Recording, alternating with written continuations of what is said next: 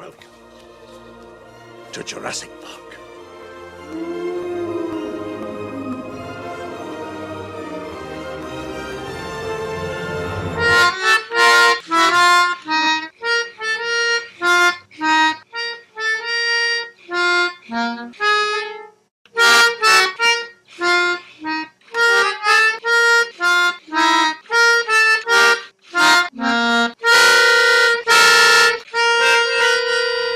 They do move in herds.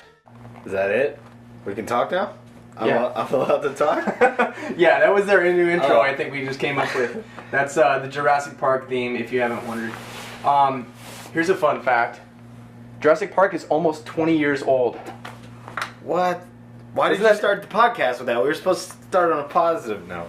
Yeah, I know. That's a negative. Everyone's going to stop listening now that they've heard the downer info that I just passed out. But Jurassic Park is almost 20 years old. Anyhow, welcome to podcast 2. We made it through the first one. Barely. Yeah, barely.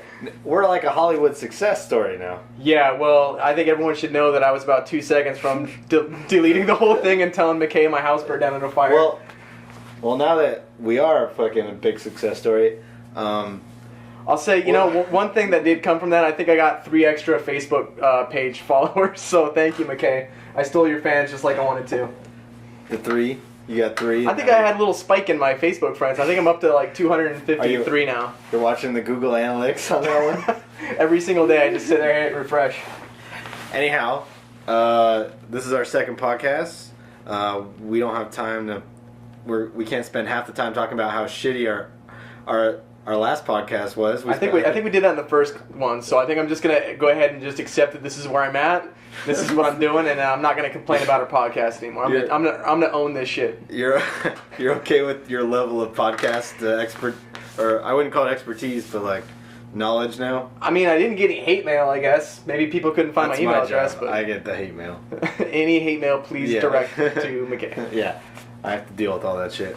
So what are we doing? We got the. I think the viewers at home should know, or the listeners at home should know that we have different colored Powerade. McKay's got red, I've got blue, and we mixed a bunch of vodka in there. Too much, I'd say. We're doing kind of like Gladiators, American Gladiators night. Yeah. I'm red, he's blue, and we'll see who has a better podcast. May the best podcaster. May the best podcaster. Okay. Anyhow. All right, so we kind of got bullet points for this, so I'm thinking we just kind of start right off into it, okay? Well, I'm high, check. Yes. High, check. Yes. I'm drunk now. You're not drunk. I'm not quite drunk yet. So I think you should do something I think you're going to have to talk more, and I'll have to listen more and sip. Well, I'm trying to think of a word that I can't think of. I hate when that happens. But just drink up your blue. I'm on my second glass of giant red, full of vodka, and you're not even halfway done with blue. So. Yeah, well, I was also eating a sandwich when we first started drinking too. Yeah, so don't even start on the food situation of you eating without me. It's fucking. That's like that's hurtful. Well, with you giving me a hand job, I feel like I should buy you dinner before we do this. Okay, I have nothing to say to that. Go to the next.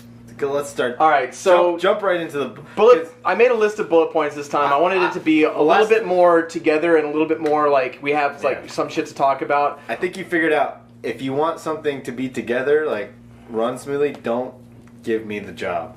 Yeah, no, I found that out with any photo shoots we've ever done, the whole, everything. I pretty much have figured that out. Okay. If transportation is involved, I'll go ahead and drive, probably. I'll take care of that. Don't let me operate anything. Bullet point number 1 I came up with like 35 minutes ago. The Olympics are going on right now. Do you think it's proper for us to just jump into a weird bullet point rather than a photography bullet point? I think we got to break the ice. Okay, you watch any of the stand-up shows? They don't just get right into the interviews. They start off with like their opening monologue and they kind of get into it. Like Jay Leno would be like, "Oh, so you hear about the Olympics we got going on today?" Like he's gotta break the ice. It's not like he has his guests just come right on at the beginning. So I think we're okay to kind of start off with a little bit of topical humor, like the Olympics, and we can start to talk about our thoughts on it, and then we can get into some. I know one of the people are here is they want to learn about how we are able to do the things that we do and how we can, shoot models and how our lighting techniques or our kind of mentalities when we're shooting. People want to know kind of what makes us tick. If they've seen your photos and they like them, they're probably listening to this. If they see my photos, they must have showed up on my webpage by accident.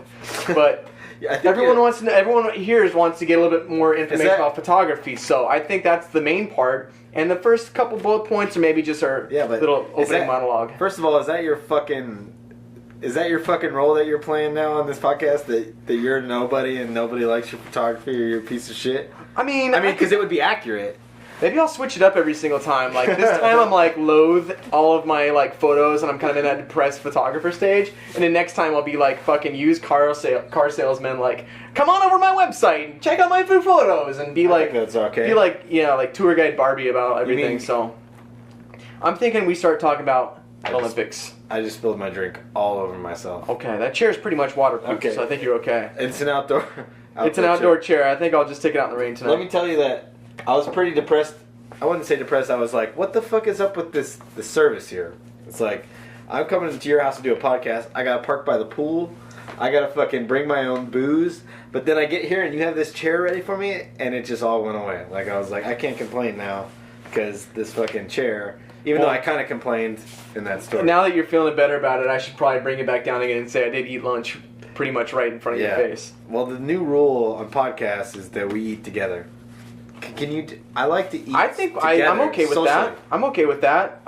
Like before or after, we should eat together. It's a thing. All right, man. I don't want to hurt your feelings. I'm just saying. All right, Olympics. Back on track. Okay. So what's the?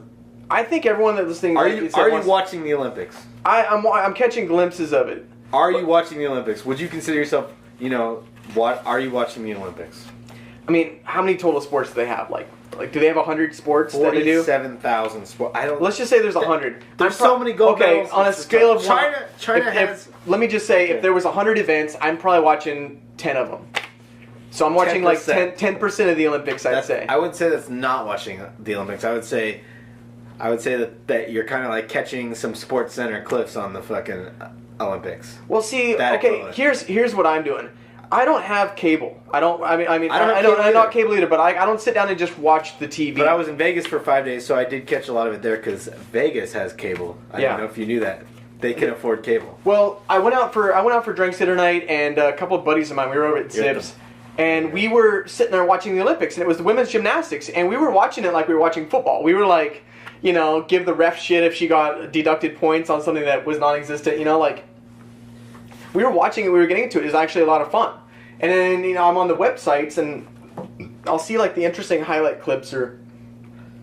Do you feel like this is pointless information about the Olympics? Because this is like technical stuff, but I don't give a fuck if you're watching the Olympics or not because that has nothing to do with our topic. Yeah, but I think that people just like to hear our voices sometimes. I mean, you've got like a kind of a deeper, like more like sensitive kind of voice. Girls have told me that my voice is sexy. I've heard that. Have you ever heard that in your life? Because I've heard that from multiple different women. Never. I've never heard that. Okay, I'm just saying. But the question... Okay, people like to hear our voices. Okay, but the question about...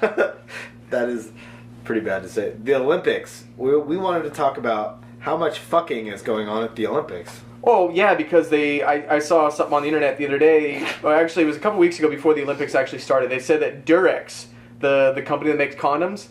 Somehow they donated to the Olympic Village, because they have a village where they're all staying, basically, all the athletes, 150,000 condoms. There's only like 20,000 Olympians, like people. So if you say there's 20,000 people and there's 150,000 condoms, that means every single person is going to be fucking someone at least like 3 times. I didn't know that they donated it. I thought like maybe they had a contract. Do you think that's a... Do you think they had to like have competition from like Trojan? Like if Trojan's like, oh, if I was able to put condoms on all the dicks of all the Olympians, we would get our a spike in sales. Cool is that there's $150,000 condoms there, but that doesn't include what people bring or buy on their own fucking. You know what I mean? Or here's the fact it could be like 151,000. Can I tell you something though? Yeah. I'm actually okay with these people fucking and having kids because these are really good-looking people. Like, they've been doing that a lot in the news. They've been, like, sexualizing them, and, like, there was a ESPN Body edition where they were all naked, like guys, girls, everything. I'm okay with these people having sex because they're beautiful specimens of the human race. Yeah, you sound like Hitler right now. No, I'm not saying kill everyone else. I'm just saying that Like, if the guy who won the 100, handsome guy from Jamaica, if he had sex with like one of the women's volleyball team, they'd probably have a really fucking handsome little kid. Well, maybe you're not killing us directly, but through survival of the fittest, you're killing us. That's genocide. You're trying to say. You want a breeding camp of fucking Olympians? I'm not saying it's a breeding camp. I'm just saying, come with me. Let's have what happens, and introduce them into I guess it is kind of like art. I'm doing the opposite of genocide. I'm not saying I want to kill off these people. I'm saying I want more of the big, Well, that's what the sexy ladies. The fucking that's like art now. You know what I mean? Like two beautiful people just fucking. Like I'll watch that. It's like that's what porn industry is veering towards. Just Olympians fucking. Basically. Here's a question. Do you think sometimes guys like to watch porn with a really ugly guy getting laid because then he feels better about his physical shape sometimes? I do that. Do you watch that? Do you, yes. you prefer if some like big bald hairy guys, big bald hairy guys like railing at this chick? Yeah. Do you feel like, hey, I'm better looking than her. I bet if he's getting this chick, I can get this chick too. If you see a muscular dude with like a fucking 20-inch penis like railing a girl, you're like, okay, I guess that's porn. You know what I mean? But when you see like some ugly looking douche like fucking a girl, then you're like, okay, wow, this is kind of realistic. That's my fantasy for that to happen. So I think people like the realness of things sometimes. They want to actually feel that they could actually do it. Sometimes like that's why those big chunky women get upset with like Victoria's Secret models because they don't look the same. They actually can't relate to that. So when you start doing like things like Victoria's Secret's smart about doing like the average size or like plus size models for the runway shows. Because these women and these men and stuff, they want to feel like they could actually get those girls. Not that there's some unachievable, carved out of marble fucking statue from Rome of this Greek goddess. Well, the girl has to be like that. No one's going to complain. Most times it's just about the guy. You don't think if girls are too hot, leave a comment right now in this website. If you think that if you're watching porn, you want to kind of relate to the porn stars and say that any guy can get this. You're right. That's why everyone wants the girl. I'm more like down home girl. That's why everyone wants the girl next door. Because it's more realistic. Yeah, that she actually lives next door. But like just a but if you have a beautiful girl. I mean, I think you and I have a different like view of what's like considered like beautiful instead of like the average American. Like I think we focus more on like the models and people with interesting faces. You and I, where okay, before I got started in photography, I would think like Miss America was really pretty, and now I really don't. I don't think they're attractive at all. I think some of them are, but I'm more into like the super duper top of the line models. Well, you're just shallow. I'm not saying I wouldn't date a regular girl. I'm just saying that general people, and I think you and I have a different perspective on this, a different pair of eyes because we are photographers. Does this ring true? The other day on my Facebook, I said she was good looking enough to fuck, but not good looking enough to photograph. Yeah, in my instance, that happens all the time. Not necessarily like the whole fucking of model situation, but just basically that there's cute girls out there. I know when I first started getting involved in photography, I basically wasn't picky at all. Anyone that would like lend their time and let me like practice photographing them, I would have stand in front of the camera. And there was girls that I knew that were like attractive looking that didn't photograph well just because of... I don't think it's because they wouldn't photograph well if they had the right like mentality. Because models they're very conscious of their face muscles. They know how to pose. They know how to do things. So if you take an average-looking girl with a set of modeling skills, she could actually photograph better than Miss Arizona if she doesn't know how to stand in front of a camera or does some really cheesy pose the whole time. Okay, so as per usual, I don't know how we got to this situation. Actually, this fits in kind of with one of the things we were talking about, though. Well, I remember they were talking about you being like Hitler. Yeah, no, I said I was not genocide fucking. I think we should make it clear that I am not like Hitler, and I don't really want anyone to kill themselves. I guess last time we got a couple of downvotes because someone... Have you ever heard that you could you should be Hitler for Halloween because you have that look, man. I would never. That'd be a terrible, terrible costume. Dude... You have you have those genes in you that... Folks, if you're listening right now, please go to my Facebook page. Folks, people, whatever. What do you want to call them? You probably call them your minions. Why are you trying to put me down? Well, what I want to say is people at home listening, if you look at my Facebook page, you could say that I don't look like Hitler. That'd be great. You could see that in like a Facebook profile picture that I don't look like Hitler. The light right now, and if you shaved your mustache like on the sides, it would be golden.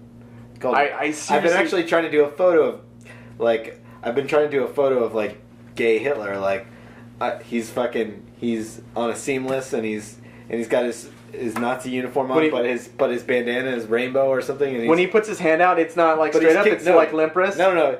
And he's kicking his foot also, kind of like like that. You know what I mean? They can't see, but basically, I'm doing the Hitler pose, but I have my left foot up and I have my wrists slanted. So, are we offending people right now? We should probably stop. We're offensive. Yeah, Hitler's not cool. I think it's a terrible. I was talking about gays. Halloween costumes. I was talking about the gays. Yeah, well, you were talking about Hitler, and then we were talking about gays. So I think we're really. But what I can all I'll say is that double level. If you go out for a Halloween costume, sometimes the costumes that are funny, like, are the worst costumes for getting you laid. Like, I don't know. My goal for Halloween is always to like have sex with a girl like in costume, like Pocahontas, and not even know her face. So like, okay, so last Halloween was great because I was Spider-Man and hooked up with Snow White. Like, sometimes you don't want to know her name. You just want to think of her as you actually did have sex with Snow White. Or like Pocahontas. Or a sexy cop. I've always wanted to have sex with Snow White. They did that on the South Park. They were talking about all the different costumes for the guy could be. And they were just saying, just go as the Crow, you go with the chicks. And so,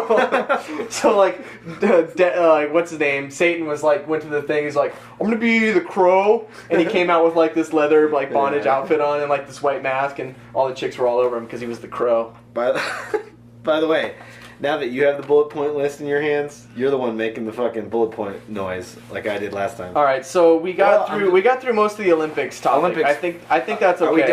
Are we done with Olympics fucking and? Yeah, we're all done with that. So.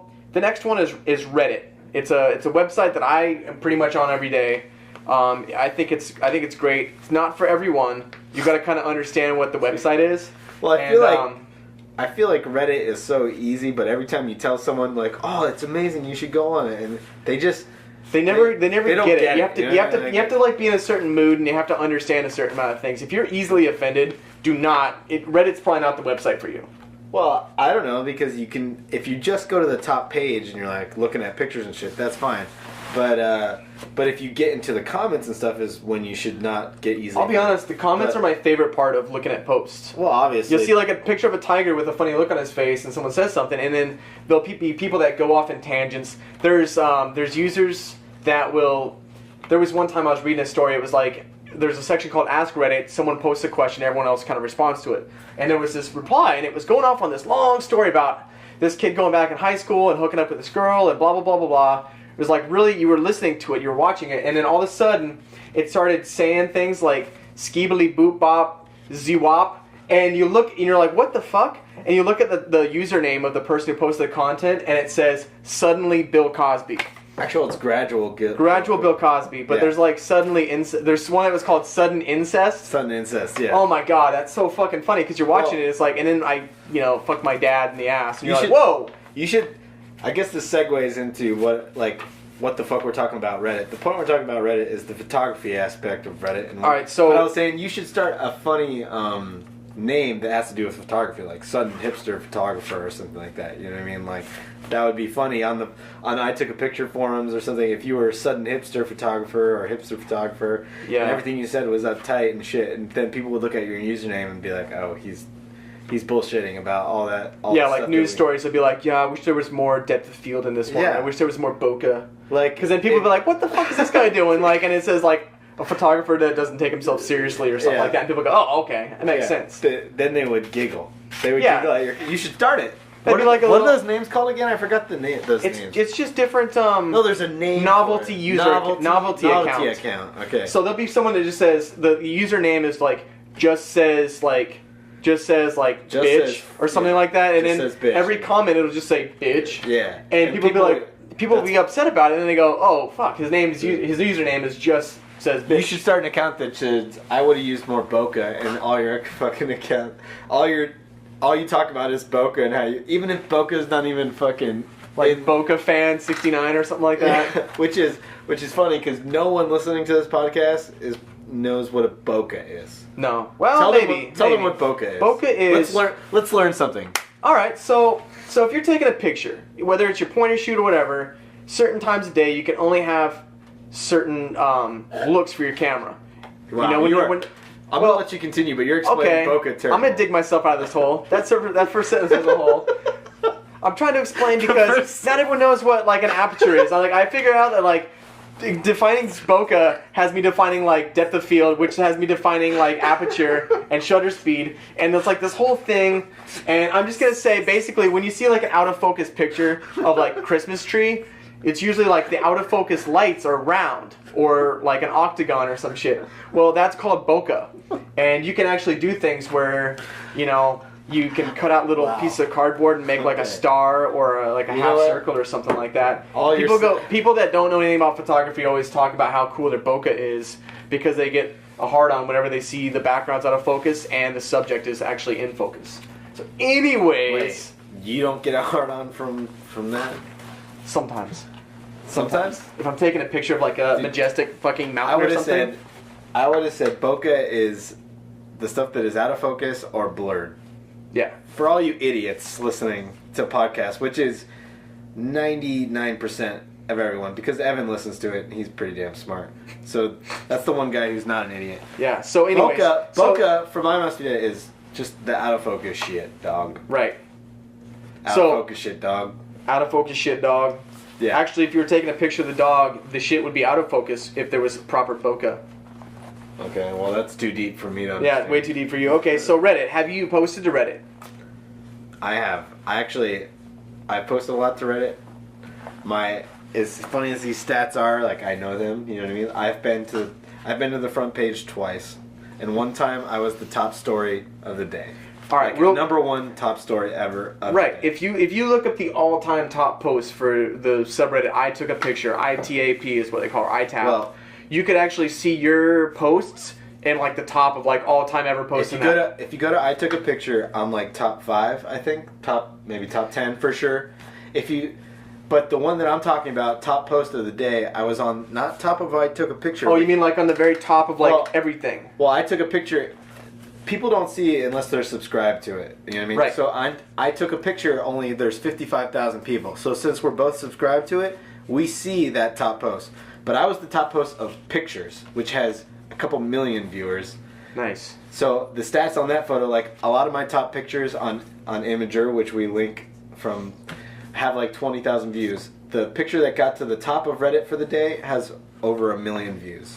And you gotta understand also that all the upvotes and downvotes, that doesn't mean that people were there. That just means that people took the time to upvote it or downvote. Yeah. Or that they actually have an account, because you can't upvote and downvote unless you are actually registered. I know those numbers too, which is that roughly 50,000 people upvoted it or downvoted it, who actually had an account and clicked the button but 1 million people viewed the photo. Yeah. That's pretty awesome. And that's in one day. That's what's really cool about Reddit or any of those like social media sites where something just happens to take off. You know, with the way like you're able to just copy and paste everything now, it's like your photo could show up hundreds of different places via like Pinterest or Tumblr or your DeviantArt, like all that kind of stuff. But Reddit is like the fuel for that. Like it's one of those things where it just depends on if people like it or they don't like it or whatever mood they're in, what time of day you post before stuff goes viral. Well, I wouldn't call Reddit like the spawn for all of it, like because of course not. You don't know when something will go viral because there's things on Tumblr that can go. It can start viral on Tumblr, and then someone on Reddit will post it, and it will go viral. You can start something on Facebook that goes viral, and then that gets we see those all the time. Reddit is just kind of a catalyst between all of them. You know what I mean? Like if anything happens on any of those social medias, Reddit will hear about it and post it, and so you're pretty much informed on what's going on in the world of the internet. Well, that's what I like about it is that, I mean, the actual tagline for Reddit is the front page of the internet. And that's just talking about, it's not saying that Reddit sprouted that, or sometimes it's original content that people actually post, and then that spreads around, but it's very cyclical. Someone saw about it, and they read about it, and then they posted on Reddit, and then people on Reddit post it on their Facebook profile, and then it goes around in a circle like that. So I would ask you the same question. A, do you post to Reddit? I know the answer, but... I posted. But let me go through my ABCs. Part number 2. B. Letter B. Okay. B. How do you view? Like, why are you submitting? What do you and like C? I guess the same question. Like, what do you think you're gonna get out of it? Like, why do you post to Reddit? Okay. Well, there's a couple different Reddit subreddits that I follow, and one of them was motorcycles. And so, I bought a motorcycle a while back, and so I used it for a photo shoot a couple times, and I posted it in there. And some of the pictures got, it was different. I wasn't just taking a picture of my bike out in the garage. I took a picture of my bike with a model on the back. It's actually kind of a cool picture. I'm riding the motorcycle, and the model is actually really pretty model. She's on the back of the motorcycle, naked, riding on the back of the motorcycle while I'm driving it. And it's actually a really cool shot. Did she want to do that? No, I asked her if she would do it, and I was actually really fucking surprised that she said, yeah, I'm cool with that. I remember that shoot. Okay. Yeah, it was really cool. It's actually, wow. Yeah. Wow. So that's always nice when you say, hey, you should get naked, and then someone's like, oh, okay. We can talk about that later in the photography session. But I like, so... Is that a bullet point? That is a bullet point. I think I wrote that on there somewhere. Listen, before you go on, getting girls naked in photography is a bullet point, and we will get there. So... Stay tuned. That's a little nugget. Me and Evan are going to spend a little time talking about how we get girls naked, why we get girls naked, how do we benefit from everything on getting girls naked in front of a camera. Okay. And I'm going to bring this up later, but I'm really embarrassed about this whole thing that he brought up. Anyways, what I was saying about where I posted before, I posted in motorcycles, and it was a picture of me. It was a cool shot. And so there's such a community in those subreddits. These people were all very... If you post anything in the motorcycle subreddit, everyone's like Nazis about wearing your gear all the time and making sure you take the motorcycle class. And it's not people who like girls and motorcycles and like people who like the world of motorcycles. There's like these hardcore safety freaks, and they're always on there. So I posted this onto the motorcycle website, and I was thinking, or the subreddit, and I thought, wow, these people are gonna appreciate that. Like, I used a motorcycle in the photo shoot, and I shot it. My friend shot it in a certain way where it looks kind of old and kind of vintage, and it's an older motorcycle, so it's got kind of a cool look to it. I thought these people were gonna comment about what they liked and what they didn't like. Yeah, they're like, every single person was talking about how she should have been wearing full gear, and I was like, these people were talking about like the safety and shit. All these motorcycle riders just happen to be like fucking pro photographers. They were giving me advice on like what I should have done. I'm like, first of all, it was my friend who shot it. I'm the one driving. They were talking about like my position of my wrists on my motorcycle while I was riding. I was like, you guys don't see it that there's a naked girl in the back. Like, I think you should appreciate the photo for... That's what I'm saying, though, is that you got to be careful about where you post things. Are you answering the question? Why? I'm answering all the questions right now. I'm saying that... That sounds like just a negative reaction to your post. Okay, it was definitely negative. Some people were... I mean, that's the thing, is that some people were very cool, and they were like, wow, that's really cool. That makes me want to ride my motorcycle.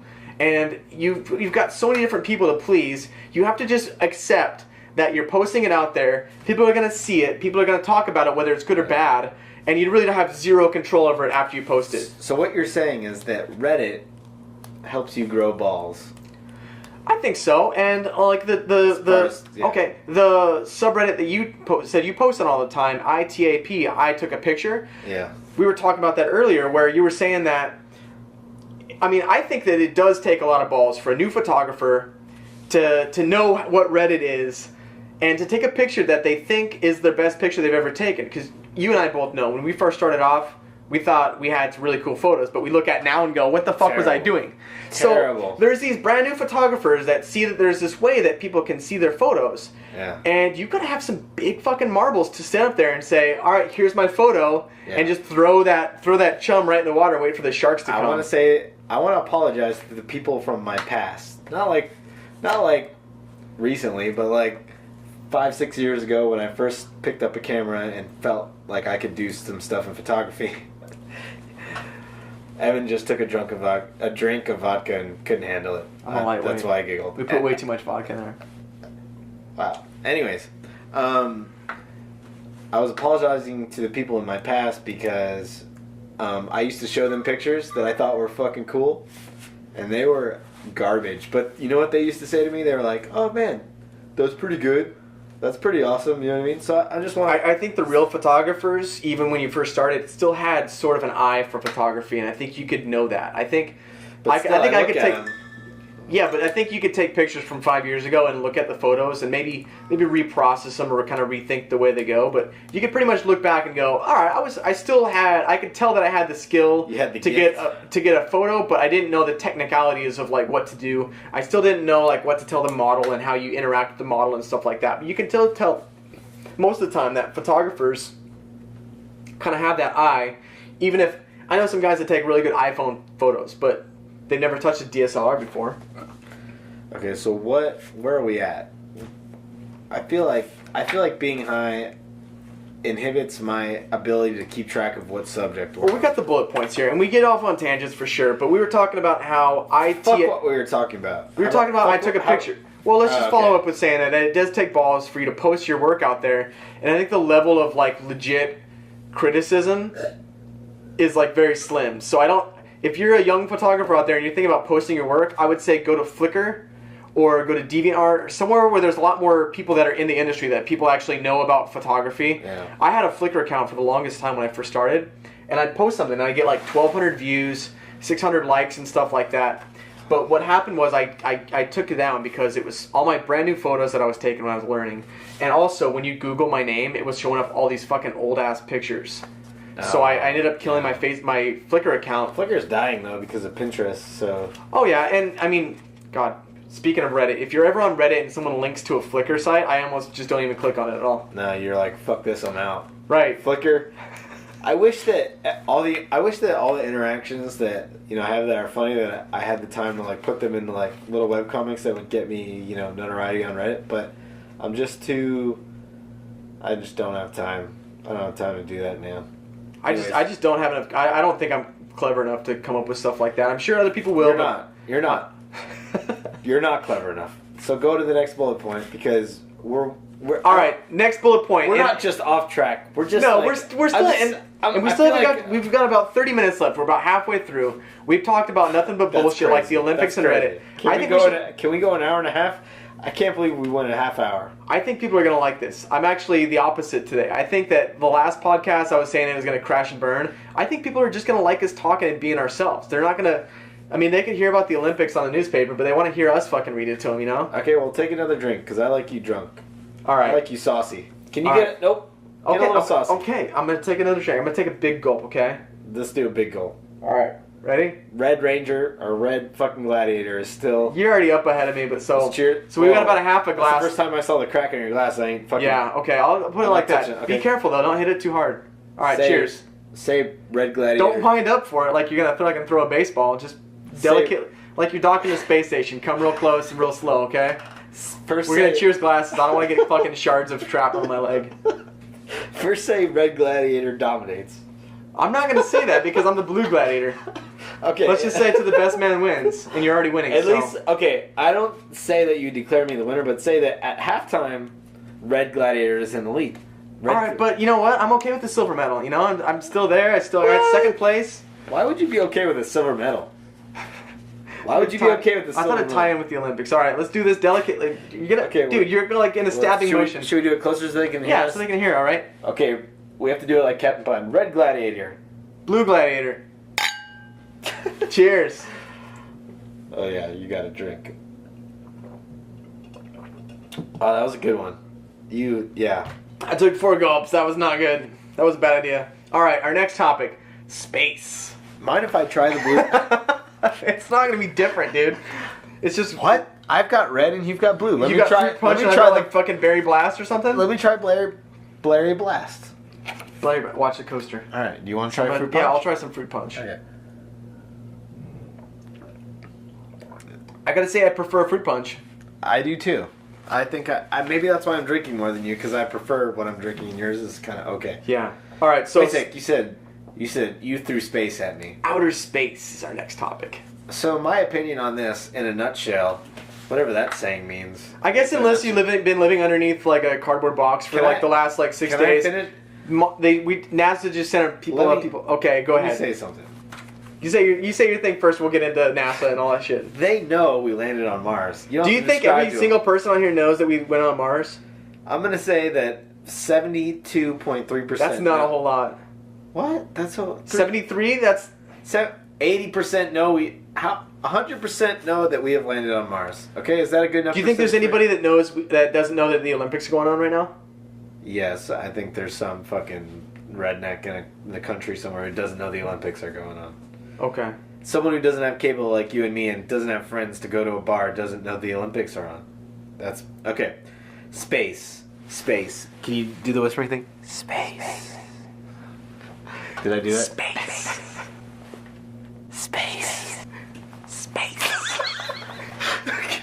Oh, we're done with that shit. People are getting creeped out now because we just got really close to their ears on the microphones. I hope you're listening to this with headphones because that'd be even better. You probably, if they want to shit themselves, send a cleaning bill to I Must Be Dead Photography. All right, so we were talking about Mars. All right, so here's the. Wait a sec. What's the big? Here's my synopsis on Mars. What the fuck is the big deal? We already landed on Mars. Yeah, but what is the difference? Okay. Why is this one a big deal? This one isn't on a rover. This one is a scientific laboratory. This whole fucking thing that they sent is the size of a Mini Cooper, and I saw some animatics on what it was doing. First of all, you saw what? I saw an animatic, like an animation, and it was saying how what the fuck it was talking about all these different things. Say animatic, man. No one knows what animation, whatever, dude. Less people are aware of the Olympics on this fucking podcast than people who know what animatics means. Okay, it was an animation. I think we all know what animation is. Okay, I'm sorry, people. McKay gets me rough sometimes, and I get mad at you. I take it on you guys. So, apology. I speak for everyone when I say apology accepted. Okay, I'm sorry. We're all human beings here. Okay. So except for that guy with the bionic legs and fuck that guy. Olympics. Yeah, fuck that guy. Okay. That shit's cheating. End of conversation. End of conversation. I agree. So the significance is that this thing can actually take dirt samples, vaporize it, and check gas levels.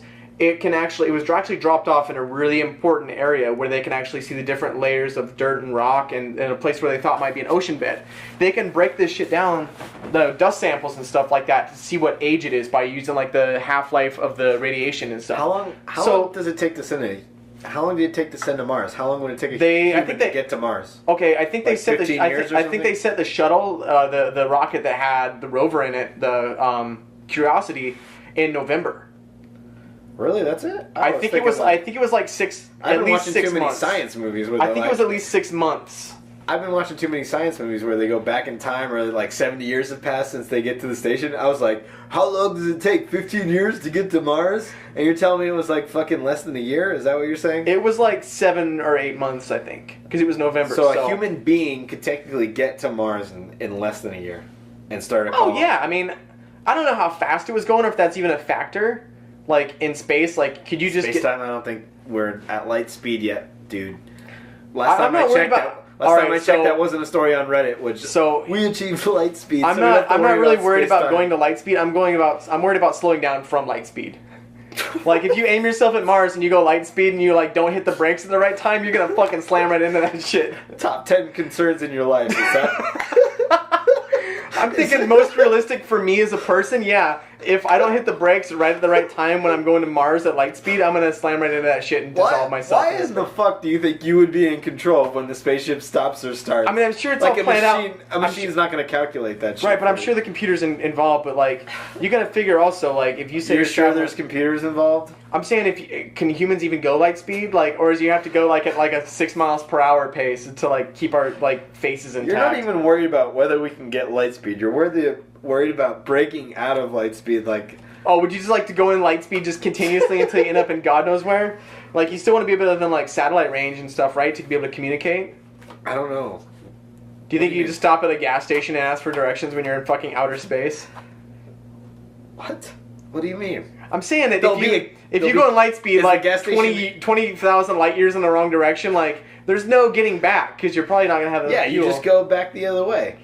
We can't get into a fucking psychological debate about space-time continuum. All right, so we were talking about Mars and what was its significance? Why did it cost us so much taxpayers' money? Actually, I saw something. They were saying that no one said anything about taxpayers. I was just wondering why it was a big deal. All right, it's a big deal because one, we achieved something that we didn't think we could do. We've got rovers on Mars before, but it's basically we don't have that much control over it. And the Mars rover that we sent is the top of our whatever we can. If it was in Robot Wars, it would fucking outsmart the other robots. Oh, dude, that thing would completely. It would come up with tactics and strategies and stuff like that. Yeah. This also used a different landing style, so they were it's called a sky crane, and what that means is that they were very detailed on where they could put it. It wasn't just we'll aim it at Mars and hope it lands somewhere that's without in a ball, it lands and rolls and shit, and and also they with this rover they landed right by a crater. They landed inside of a crater next to a mountain range, so that they're close enough to go to the mountain range, but they're also in what looks like it could be a waterbed, like a lake bed, so they can see if there was ever possibly any life there. That's one of the goals for the mission, is to see if Mars can sustain life. I asked you before when we got here what do you do all day?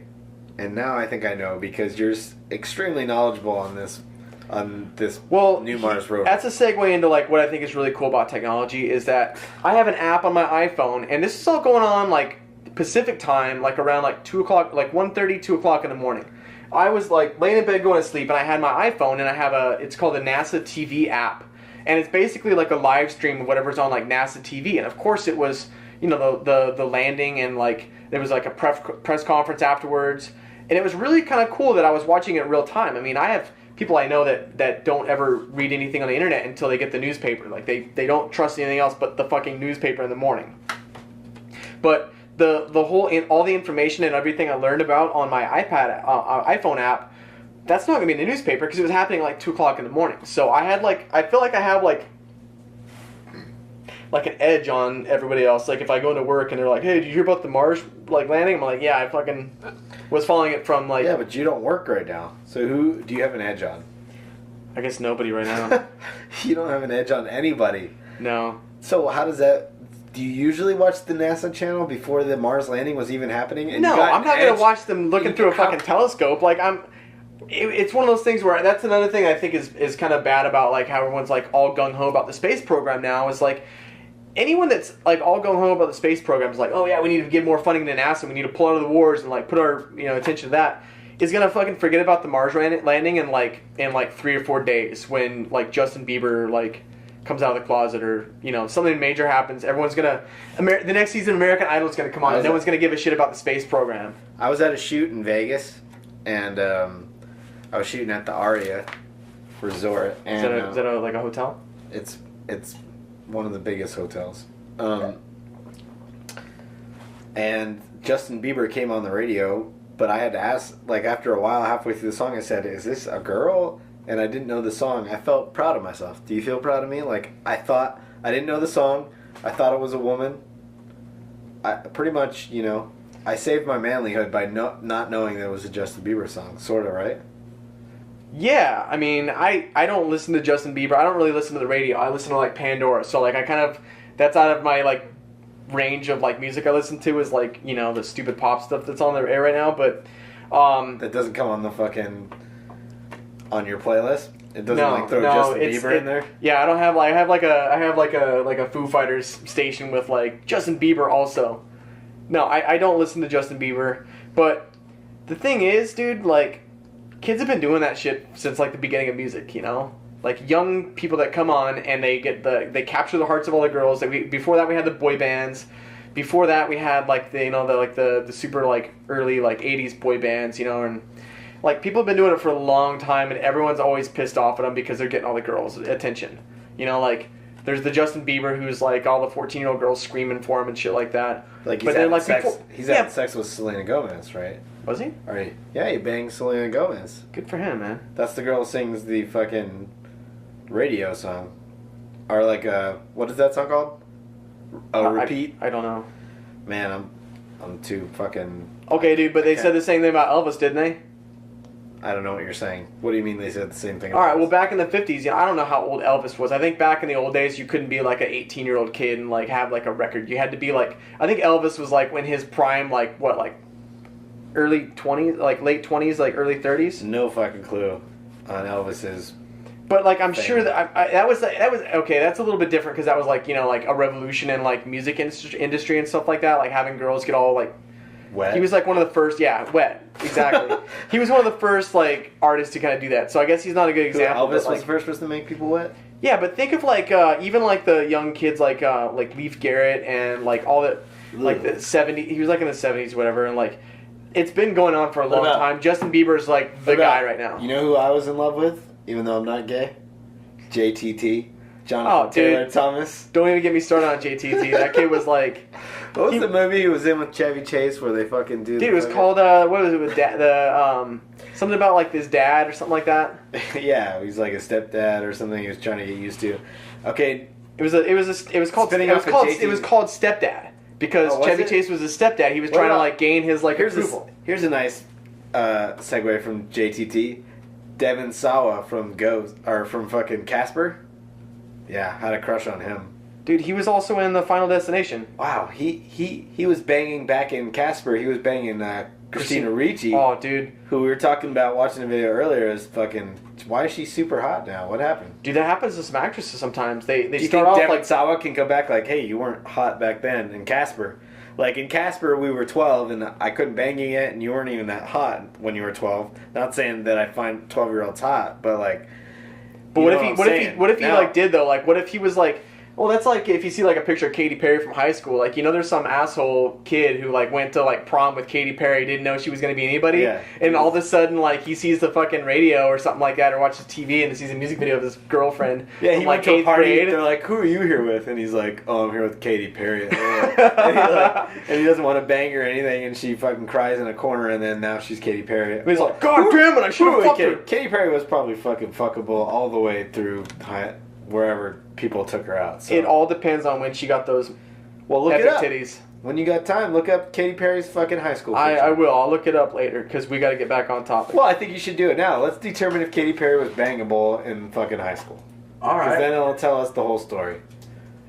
I'm having trouble typing because I'm a little bit... How did we get to Katy Perry from Devin Sawa banging Christina Ricci? Because Christina Ricci is hot now. Like, she's always been hot. But no, that's what I'm talking about, is that back in like the days where like Christina Ricci wasn't hot, she got hotter through age. Like, she started off not hot and she got hotter with age, where it should be like, you know, they should be at their peak when they're like, I mean, I think Christina Ricci's like 26 or 27 now. Like, she's like my age. No way. Fuck you. She's older. Do you think she's 30?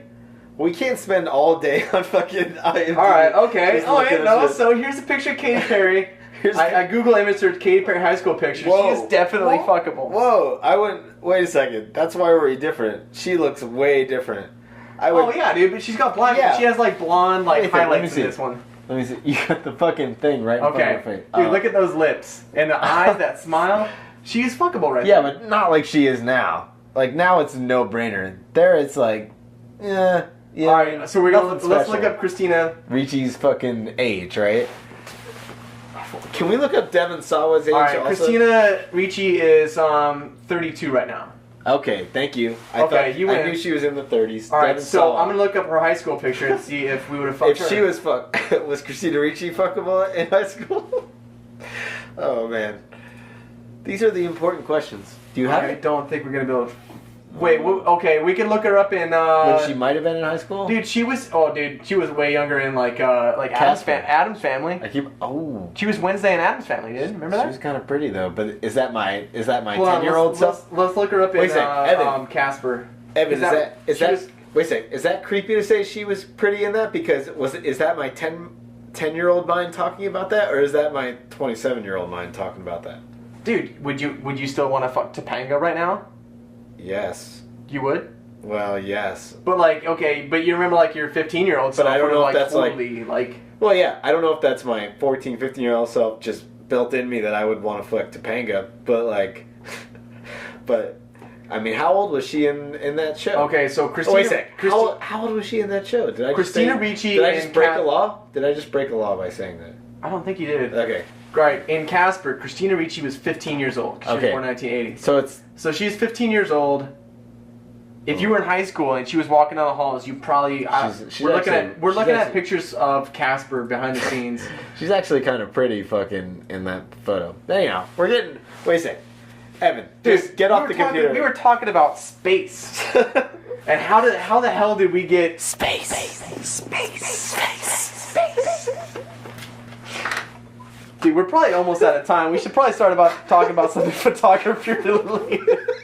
We've got 14 minutes to talk about photography. You go on fucking 10-minute stories about something to do with it, and you're the one getting me off track.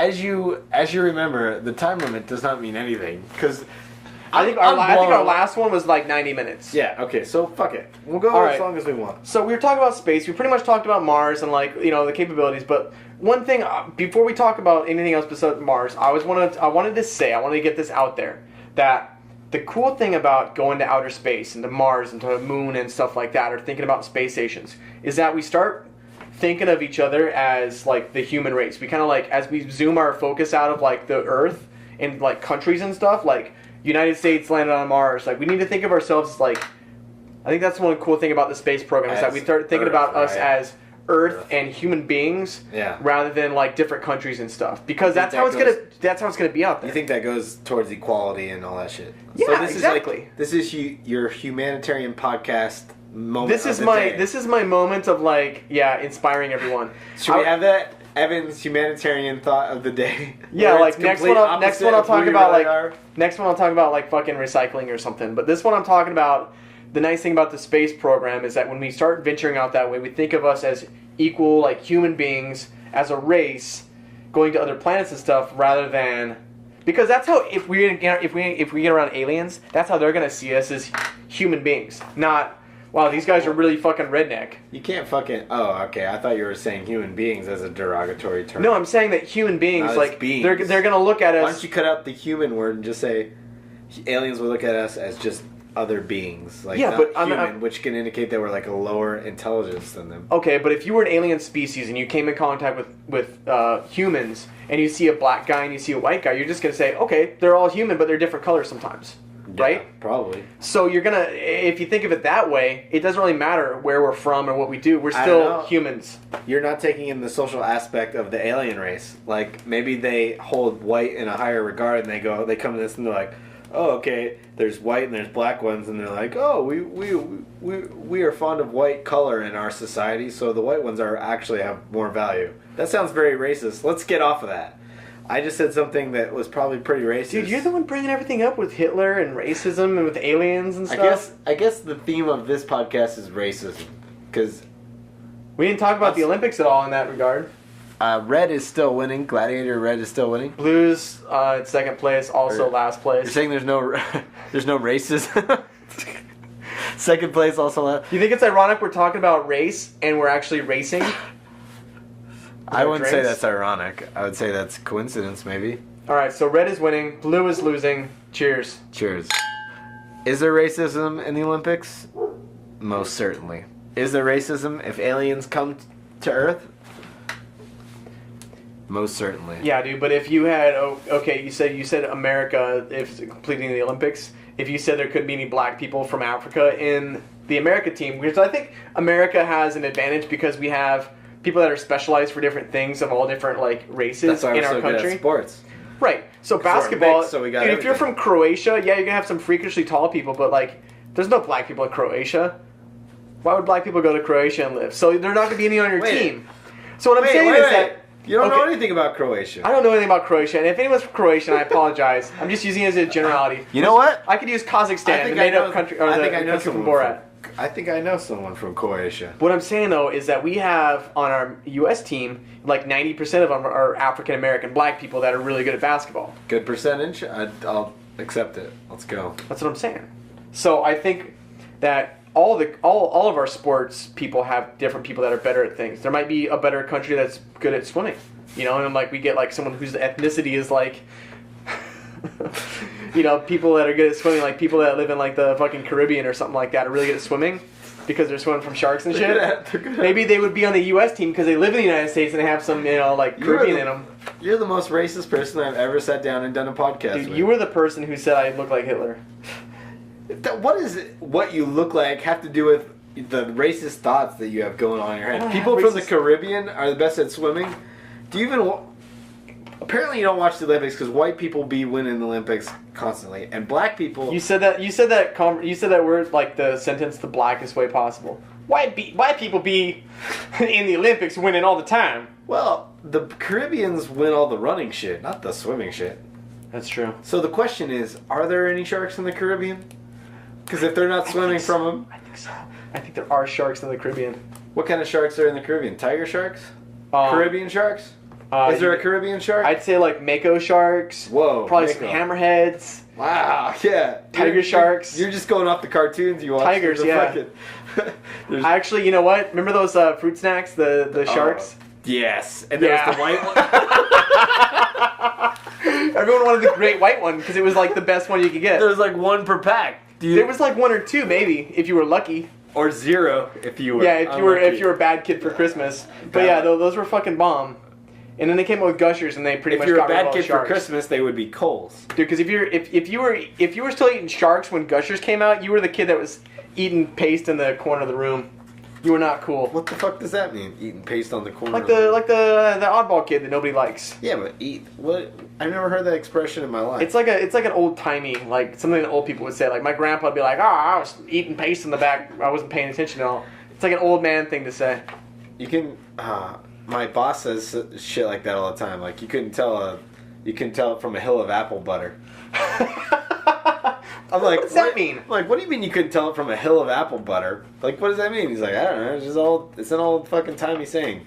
There's all sorts of stuff like that, but like nobody knows. He says squeaky wheel gets the grease all the time. Right. My brother, he always says stupid shit like that.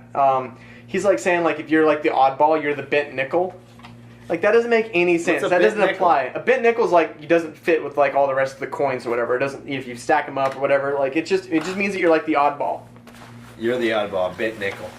Yeah, so like all sorts of weird stuff, and even like dag nabbit and like the ways before you could like actually cuss in public. Well, if someone could do this for me, my big one of these sayings that I don't understand, that I wouldn't know, is cold turkey.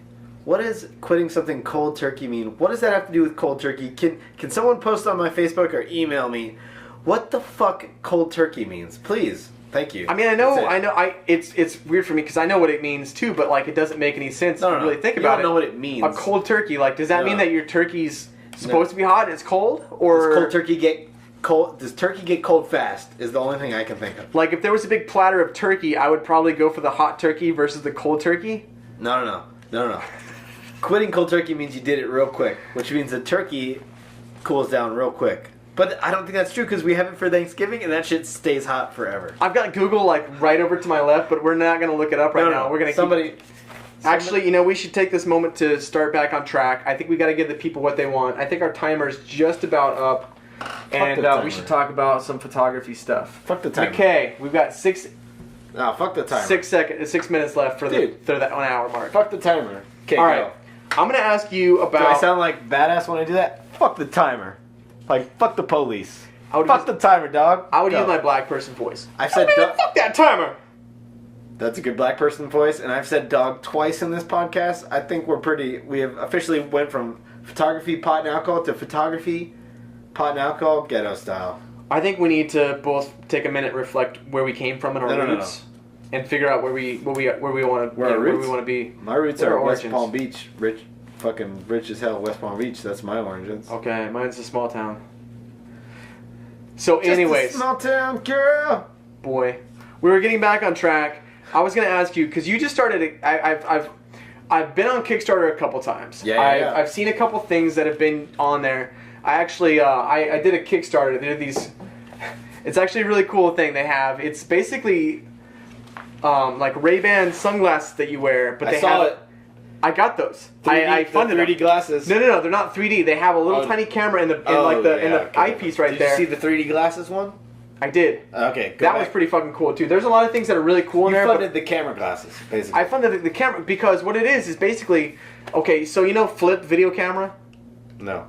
You remember? It's basically like an iPhone that just took video camera, like video footage. Oh yeah, I saw one at Walmart the other day. I almost bought it. Yeah, okay, so iPhones pretty much have the same, if not better, and you get it with your phone and everything. So those Flip Video basically went out of business because there's so many things that just integrate that. They couldn't do anything better than it was basically a cheap alternative to having a really good video camera phone. And anyways, Flip, they kind of went out of business, and they a lot of the developers and stuff like that were working with this Kickstarter project where they have like these Ray-Ban Wayfarer glasses. They have a camera built in.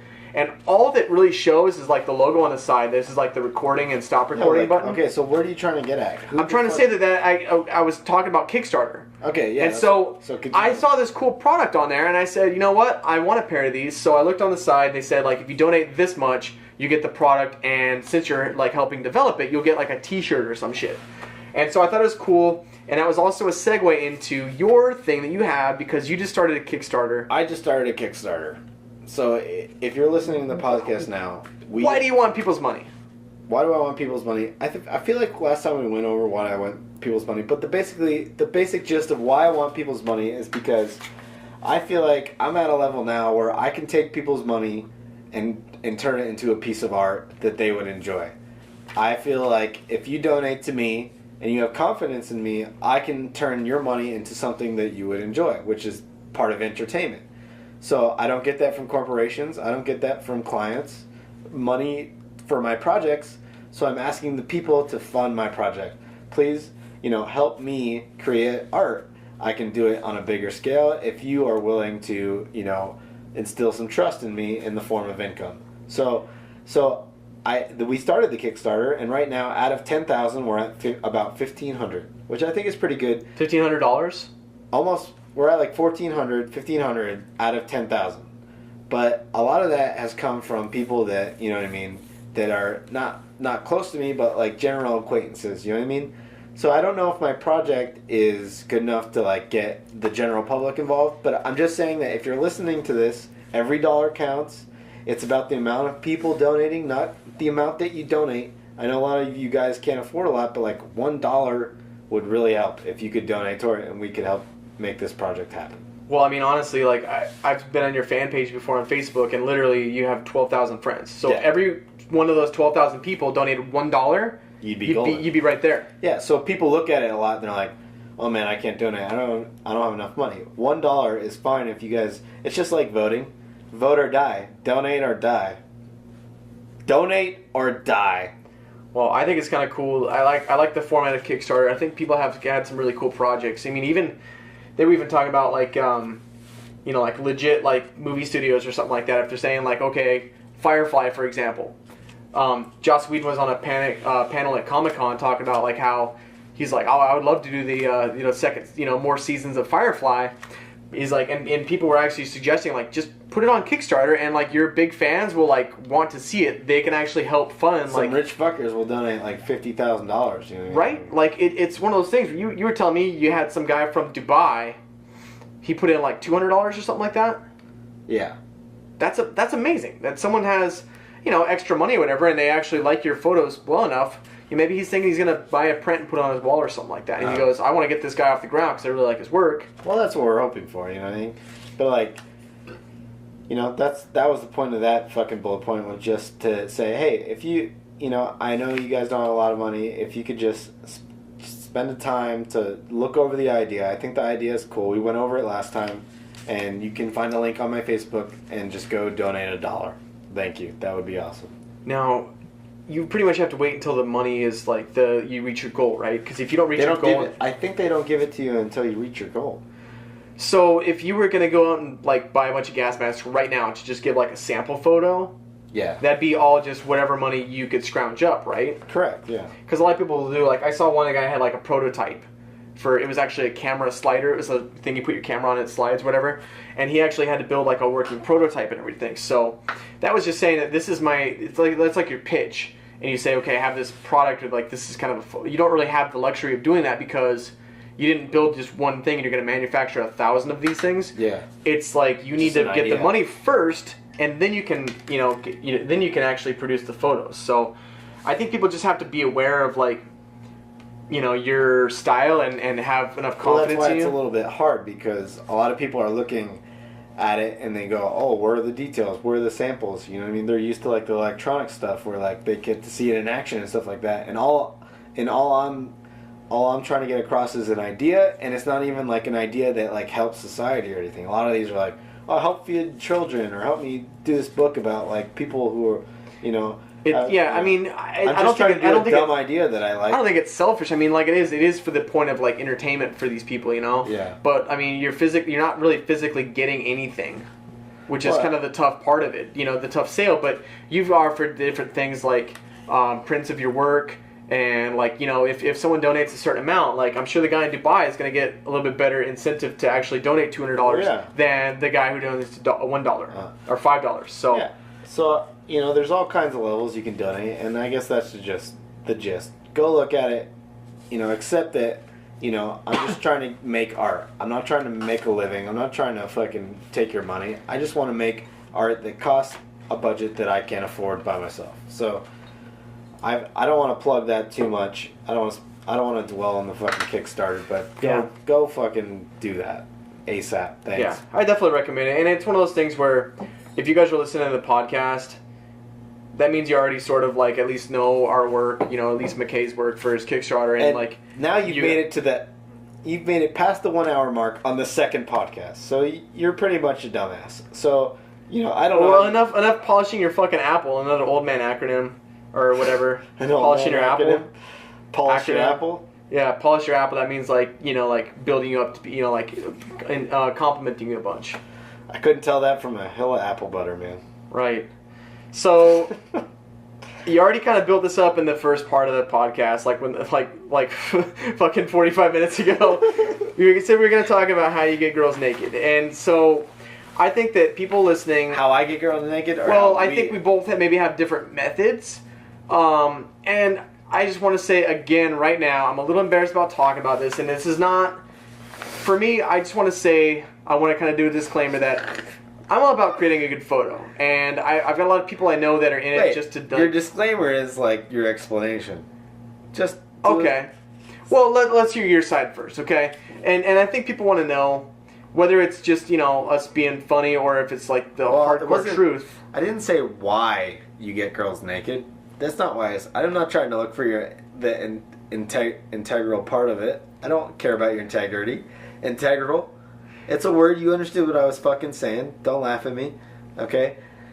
The integrity part of it is not in question. We're both fucking scumbags and we want to see girls naked. That's not true. I disagree with everything you said. Alright. Okay, you can debate that later. But how we get girls naked is the fucking question. How do you get a girl naked, Mr. Evan Romine, for a photo shoot? What is the first sentence you say to someone when you envision a naked picture of this woman? Well, first of all, I don't want to trick someone into getting naked. Like, put this shirt on, but, take your bra off because it's completely see-through. I think girls have to kind of understand, and they're going to be comfortable. Girls have this crazy thing about always knowing if, their nipple's showing or something like that. I think it's like girls have, sense. Their sixth sense, besides, smell and, knows, they know when their nipples are, exposed to the eyes of a man. Yeah, I see nipple exposed. I think if a girl's gonna, if she sees a see-through outfit, and most of the time, I don't know about you, but most of the time I have a place where the girls can change. Like a bathroom or something like that, usually with a mirror, so... In your bed, right?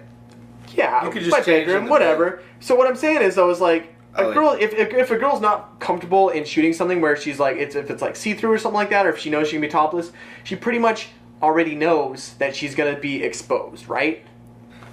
It gets awkward if they don't. You're yeah, I think this would look better without your top off. They're like, not gonna do that. So I think that's, if I had a method of getting girls topless or naked or whatever, I think my first thing is that I always usually say, are you comfortable being So that's naked? my first step. How do you get a girl naked? And we're gonna get to this to the point where it's, for a new photographer, how to really get a girl naked. Like a surefire way? Yeah. No, this is an explanation. The first thing you have to do is be informative, kids. Okay, number one, if you want to get a girl naked, you have to know how she feels. She has to know how you feel. You have to be informative. Right. And I think I think sometimes it has to be a verbal thing, because the last thing you want is a lawsuit or whatever, but you have to kind of sort of know if they're okay. And that's also has to do with seeing their previous work, if you're on Model Mayhem or if you've seen their whatever site that they have. If you see that they already have topless or naked photos, that does not necessarily mean they're comfortable being naked. I think it's a case-by-case basis. You and I are both young guys, so I think girls feel a little bit more comfortable. It naturally? Well, I'm just saying, if I was a 50-year-old guy with a beer belly and had no hair, I think people would be a little bit more hesitant. And also your photos play a big part into it. Number two, I'm coming up with these as we go, but number one, be informative. Number two, build trust.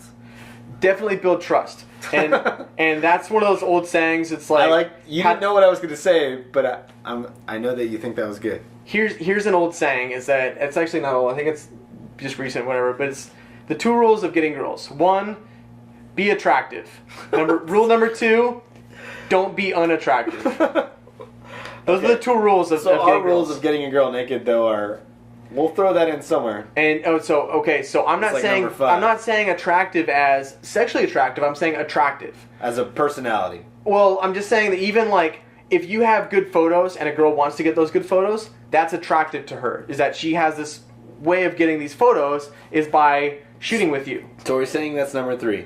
Well, okay, so number one is communication basically, and saying what is your comfort level, where are you at, what is your like, if you're completely prudish, you're not going to get naked, then I'm not going to push you any further. So I think one is deciding the being communicative and being informative. Right. Number 2 is building some form of trust. Building some form of trust.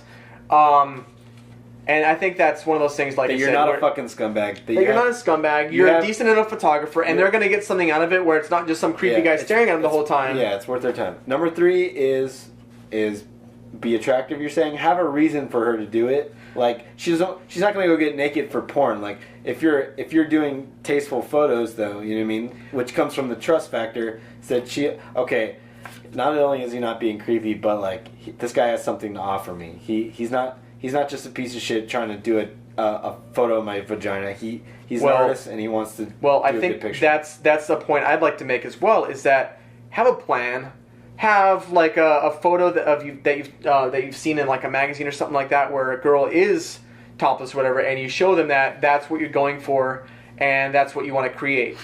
Would you ever send a girl a porno and be like, this is what I'm going for? Well, maybe. It depends on what kind of girl you're shooting. But basically, if you say, these are the photos I've done. When I first started photography, I didn't want to do any like nudie kind of photos because I didn't think I was good enough. I didn't want to be considered. I wanted to be legitimate photography before I got into that. Anyways, old timey saying again. Nudie. No, not like old Western photos, like not nudie photos. I don't want to do any nudie photos. So when I finally got comfortable enough with my photography skills, where I do something where it was like implied topless, where she was covered up or whatever, I did a little bit of a series, and it was one photo that I did with this gal that I loved, and I wanted to kind of recreate that with all the models I shot. And it was a really pretty photo where it's a white background. Nice kind of a side lighting, almost like a Rembrandt style lighting, where the girl is wearing jeans and she's topless, but she's kind of leaned over, covered up, and it's just a really pretty photo. And so most of the girls I shot with, I'd want to like do a series. So I would say, if you're comfortable with this is something I shot a while back. I would love to do this as like a series. And if they go, yeah, that looks cool, I'd be happy to do that. Then you can kind of go for the next step. If they go, oh, I don't feel comfortable doing that, then you just kind of skip it and you say, okay, that's not gonna work, because there's no way you can make that work where it wouldn't look like she's being forced to do it, So I guess what I'm getting at is number 4 is I feel like I want to say be experienced in what's going on. I would say have a plan. Yeah, have a plan. At least have a plan saying like don't get too experimental and say this may or may not work, because the last thing they want to do is be like standing around getting naked pictures of themselves when they're not doing anything. If you're like, I got to test the lighting and stuff like that. Have a plan. The girls are going to feel already uncomfortable sort of just being naked around you, but even if they are comfortable, but if you feel unexperienced, then of course they're going to be really maybe you and me are just super awkward, and this is not the general fucking photography experience. We're like explaining how a nerdy white guy who browses Reddit, like if you're a nerd and you browse Reddit, this is how you fucking go about getting a girl naked. Where another photographer's like, you just say time to get naked. You know what I mean? Like, let's do it. Well, so if I was shifting gears from how I would, because I feel like right now you and I both have enough in our portfolio to say that if a girl shows up, she can see that we shoot that kind of stuff as well as normal stuff, and she would probably understand that could be a possibility. I think if you don't have anything in your portfolio where the girl's naked or topless, and you say let's get naked or topless, they get uncomfortable. Yeah. Well, if you have photos to show them that this is a girl I shot topless, this girl I shot topless, this girl I shot topless, or naked, whatever, they go, oh wow, I would actually like to have a photo like that in my portfolio. Well, I feel like is that a good fucking crash course on our minds? I think that explains what you were trying to say earlier. Was you were trying to explain your mindset or why you would get a girl naked, but I think going through your methodology on, I think we kind of agree on how we get a girl naked explains the methodology behind getting a girl naked. Well, I think I go about it a little bit more official way, I guess. Can you give me a little insight into your process? Because you probably have a similar process, but maybe a little bit different. I think it's similar, but in the sense I'm usually pretty forward with people. You know, a lot of times it comes from an idea. Like, I'm really not capable of just randomly shooting a girl naked. Like, oh, I think you should get naked now. You know what I mean? They're usually not prepared for that, so I would never ask that. Whereas if I'm shooting a girl naked, it was planned ahead of time. Just go, hey, I have this idea. I envision it being naked. Like, I see this photo in my head. I would like to shoot you this way. You know what I mean? And she agrees to it. So here's a question for you. Yeah. Have you ever, like, shot a girl,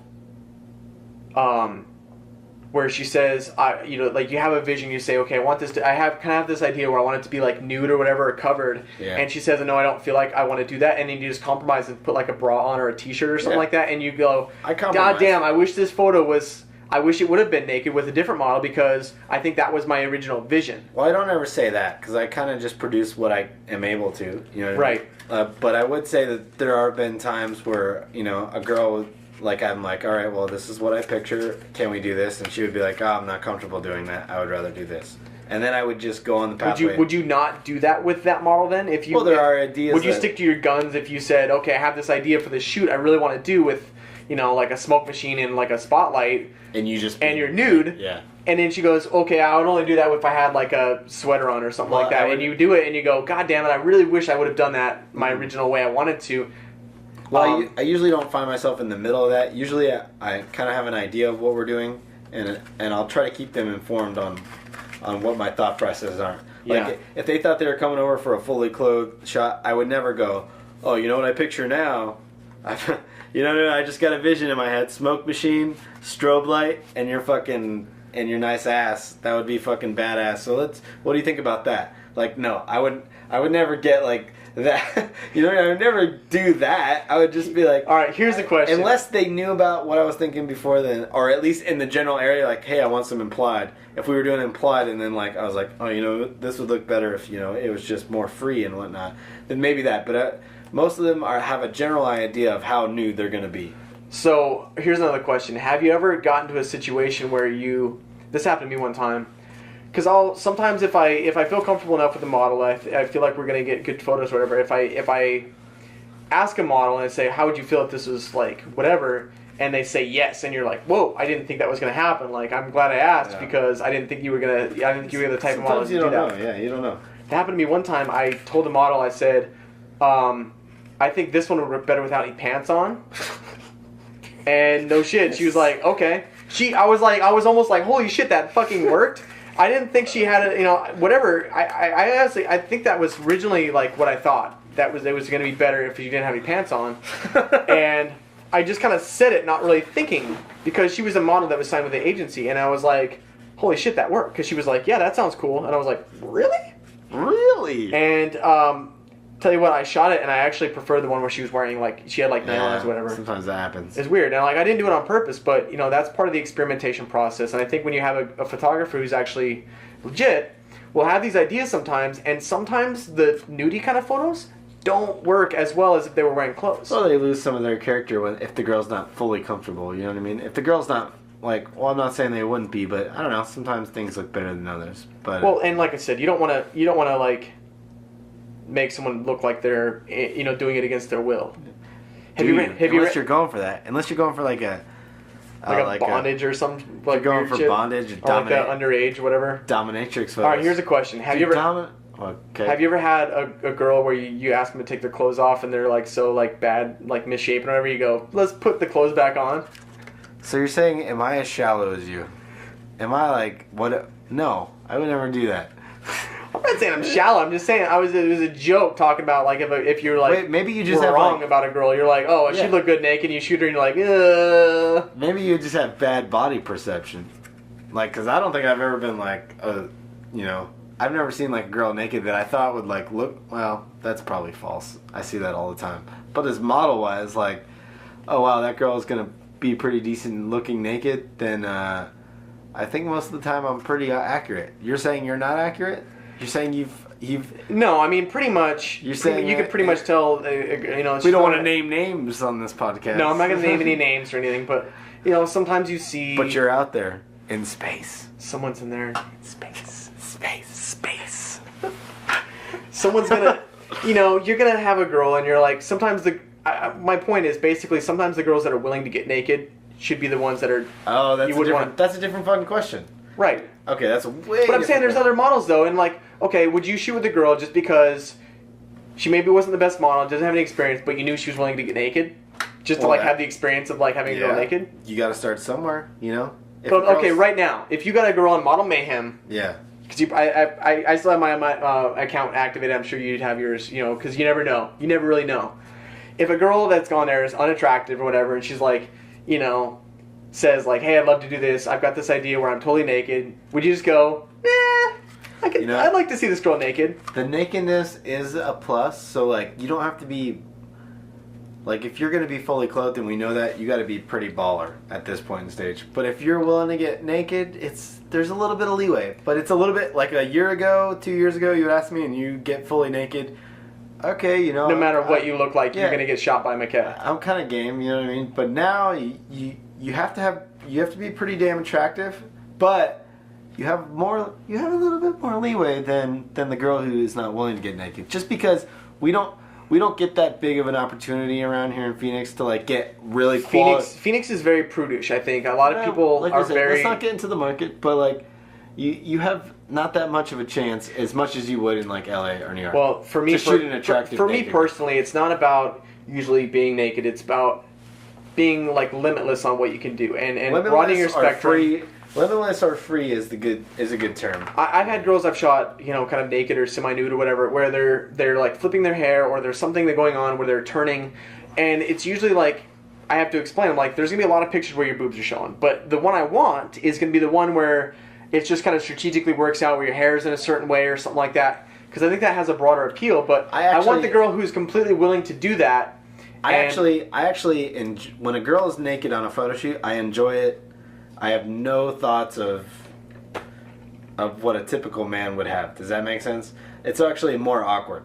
Like if we're like gynecologists. We like take our glasses down, like look at it close. We're like, all right, let's see what we got here. We're like doctors. That's what I'm saying. People are always saying to photographers like, oh, isn't it kick ass when I wish I had your job. There's a bunch of naked chicks around, and like, okay, at the end of the day, yeah, it's kind of cool. But like, I'm trying to take. All right, at the end of the day, yeah, it's fucking awesome. Okay, but right. But what I'm trying to say is, like, I'm not getting turned on. It's not like I'm watching porn or anything. Like, I'm trying to take a good photo, and if they're naked, I guess that's cool. But, like, I'm not enjoying it in the sense that people think that I enjoy it. Like, I'm not sitting there going to jack off in front of a model. Right, I have people think the same way. They're like, oh, man, I wish I could be there. It's like, it's about, first and foremost, I'm always about creating an image. And if the girls, you know, happens to be, like, skin be clothes, sexy, whatever, that adds to, like, the experience. But ultimately, the final photo that you come up with is going to be the biggest part of it. Do you think like porn shooters, the guys who like shoot like all the raunchy porn, think that way? Like, you know what? If we had a raunchy porn which we should someday, we should get a raunchy porn photographer guest star in here someday just to pick his brain, because I want to know. Hey man, because he's like drinking his coffee and like yawning and stuff while like a girl's getting railed on them. When this girl is fucking getting railed or she's spread eagle, are you just like trying to get the lighting right and get this like, or are you fucking turn on? Like, are you just an asshole, or are you in the zone like Evan Romine is when he's shooting out in the field or something like that? I think that these guys that have a raging boner like Evan Romine does. I think they have to be. I mean, can you imagine that having a boner on set every single day? Like, I think you gotta be like a little bit comfortable with just be like, all right. Used to it. You get used to it. Well, and if you think of other countries too, other countries are a little bit more lax about a naked person being sexualized. Where everything here is like, if there's a girl like topless on a beach, it's like, oh, that's really sexy. But in like, like Italy, that's just normal. Like she's not doing anything sexual. She's just topless on a beach. I've never been to Italy. I've never been to Italy either. Does Italy even have beaches? How are we doing on the bullet point list? All right, so we were talking about how you get models naked. I think you guys kind of get an idea. Don't be a shitty photographer who just wants to get girls naked, hang out. Have a plan. You want to get good photos for everyone, because especially, I don't know, maybe if you're paying for models like Model Mayhem, you have like a bunch of extra money, and you just say, hey, show up, I want to take a bunch of naked pictures of you. I think the model already knows she's getting paid, so she already has that mindset. But try to get good photos from them. Get good stuff. Make sure that you're doing it for the right reasons. If you just want to hang out with naked girls, go on Craigslist and get a hooker. That costs money, sir. Well, so does hiring a nude model. Like, you got to be good enough to get a. Oh yeah, well, that's kind of the point I was getting. Unless you find one stupid enough. Anyways, yeah. That's kind of an oxymoron, like a stupid model, because I kind of view them. I think the folks are gonna like this. I view all models as kind of stupid. And to all you models out here who have shot with me, yes, I think you're kind of stupid. I'm not gonna sugarcoat it. You don't get it. I think you have to explain that a little bit further to everyone. Why I find models stupid? I don't think if you tell everyone that they're stupid is going to help unless you explain why you think that. Well, there's undoubtedly some of our model friends listening to this somewhere, and they're probably getting angry at me right now. They're probably even giggling to themselves thinking that I'm not talking about them, and then I'm talking about all the other models that I've shot. But no, I'm talking about you. You're all kind of dumb. And that's okay, because you got to fill that role in life. But, you know what I mean? And what am I trying to say, Evan? All right, dude, let me ask you a question, though. Yeah. If you were a girl and you looked good and you knew that guys would take pictures of you because you're willing to get naked... That's what I was trying to say. Does that mean you're dumb? Okay, or does that stop. mean you're smart? You got me back on track, which is what I'm saying is that to be a model, you have to have a certain kind of mindset. And that is to think that you are worth pictures being taken of you. And you have to seek that out. To me, that's kind of a vain and silly thing, and you have to be of a certain mindset to be a model. Let me stop you right there. Yeah.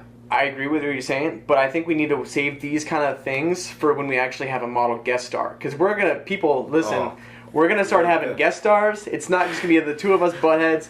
We're going to have models, hairstylists, makeup artists, people that are in the industry, band members. We're going to have all sorts of stuff. So stay tuned. It's a variety Fuckcast. Stay tuned. I mean, stay fucking tuned. It's not like we're say that. Stay fucking tuned.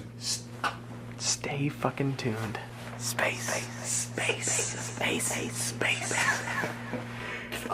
makes me smile. I think I'm gonna be listening to this when I go to edit the file, and I'm gonna be like, "Holy shit, that sounds fucking weird." Okay, well, I was outright calling models dumb, and I'm probably gonna get flamed for that. Yeah, I think you should probably just roll right past that, and we're gonna talk about. Wait a sec, Evan. How do we? Because you dug a hole earlier for yourself, and now I just dug a hole for myself. How do I get out of this and make some peace? I think you with should the go models? with. I think you should just go with it. I think you should say. Just tell the models you're really hot, so it makes up for it. Here's what you should do. You're really hot. It makes up for it.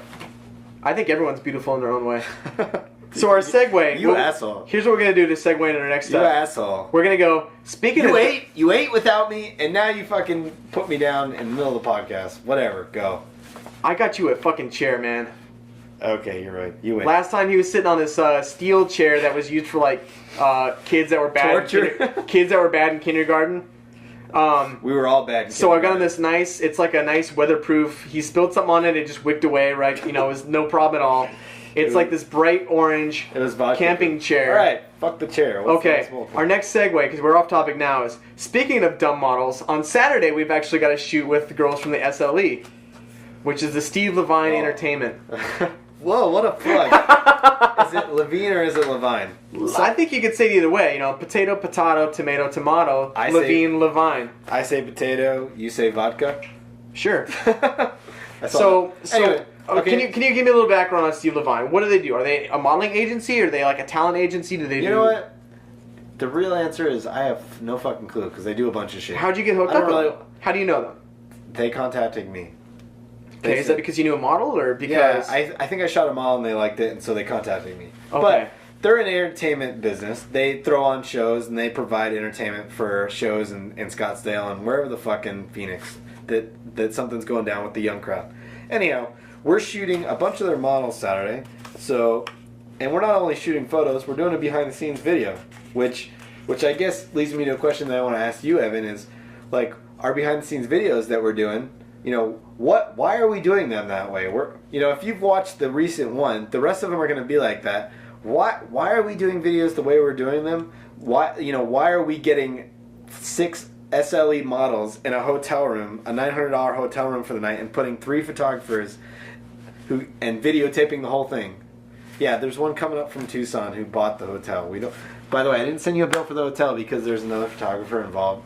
So enjoy that. Anyhow. Okay. Why are we doing this? Why would I want to tape 6 girls, me shooting 6 girls in a hotel room, and do it the way that we do it? First of all, anyone watching who sees my videos, No I'm gonna let you know that No one watches this. I'm gonna let you. I'm gonna let anyone who is familiar with my work. If someone knows my work and they've happened to see like any of the behind the scenes videos that we keep talking about, they're on your website. I want you all to know that every photo, every video that I post is going to be 10 times better than the previous one, because every single time I shoot something, I'm learning and I'm getting better and better at it. So I want you all to know that the long-term goal is in mind, that I'm going to be a good videographer. Well, you're going to plateau. I'm in the beginning stages right now. I'm probably going to plateau. I'm probably going to go down into a valley where I hate my work and I want to throw my video camera away, and I'm going to go back up like a normal person. You just said that your videos will always be getting better, but you'll plateau. You'll plateau somewhere. Probably, but I'm still in the beginning stages of learning video and recording audio and keeping everything stable. So I've got a wedding video, I've got a couple behind the scenes videos, I've got a couple of music videos I've done. I'm working on it. I'm getting into video. I really like it. So what are you trying to say then? So what I'm saying is that bear with you. Is that what you're saying? So what I'm really saying is that photography is great. Taking pictures of girls is awesome. But if you could see them in 30 frames per second motion, bouncing around, I mean, I'm sure we're gonna have some jumping on the bed shots, right? Oh man. Please slow-mo this all day. So please, can you slow-mo this all day? I can slow motion pretty much anything. I say the last podcast is how we won't be funny. That was the saying. I think the saying of this podcast is slow-mo this all day. I think that's always a good idea because, like Dave Chappelle says, everything looks better in slow motion. Except for, do you have an except for? No, pretty much everything looks like cooler. A guy beating off? I think that would be actually pretty artistic. You could show that fucking at the Scottsdale Film Festival in let's not get first into place. A whole fucking. So our shoot on Saturday, artistic masturbation. I think everyone's gonna like seeing the pictures, but in this day and age of internet and being able to research the shit out of anything, I mean, we just looked up Christina Ricci and we found out that she was 32. 32. And she was 15 years old when she did Casper, and she was in Addams Family. We learned all that shit. Did we determine if she was fuckable in Casper, or was that she was? Creepy? We decided that the 15-year-old version of her. Sorry, if Chris Hansen's watching right now, the two of us agreed that the 15-year-old Christina Ricci from Casper was fuckable. Talking from a 15-year-old version of us? Yeah, sure. Because I think 1995, I was in 5th grade, which would mean I'm like, I mean, she was a little bit older than me, I think, because I'm 28 years old. She was 4 years older than me. During episode 3, someone's gonna arrest us. So the 15-year-old version of her, as us as 15-year-olds. I want to make that clear that it's not the 28-year-old me saying I would fuck a 15-year-old Christina Ricci. The 15-year-old version of me would. Totally. But really. So, anyways, our Saturday shoot. What I was getting at is that with the internet and the way things are, people aren't just satisfied with looking at your pictures. People want to see behind the scenes video, how you came up with that. They want to feel that there's like a mood and there's a vibe with the way we shoot and stuff like that. So I think people want to see videos. Oh, dude, the time went off a long time ago. That's what I just was thinking and realized.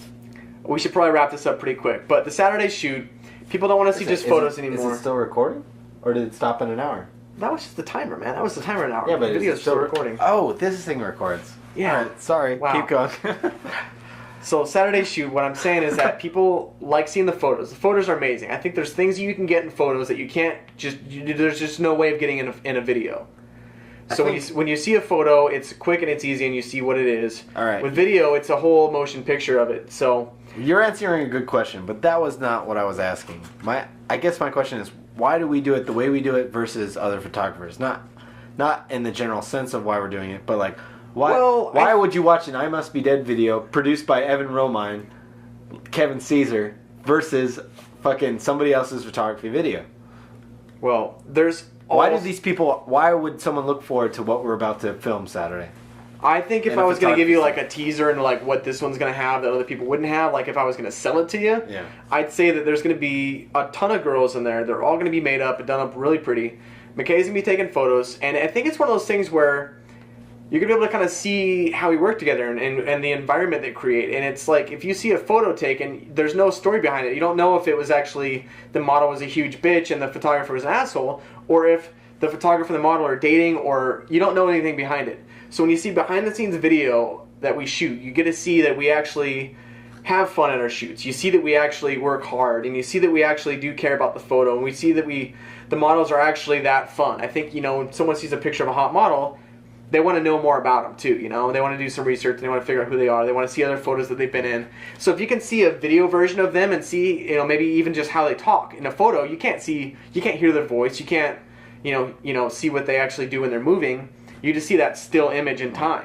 Well, I would summarize that as saying that, and I Must Be Dead behind the scenes video, what I'm trying to produce for you guys is something that has more character behind the video than just a tutorial or a video about photography. Right. You guys follow the page or whatever the hell because you like the character that we produce for you guys. You like, you like the style that we have. We like the attitude, and I want to produce videos for you guys that follow that same suit.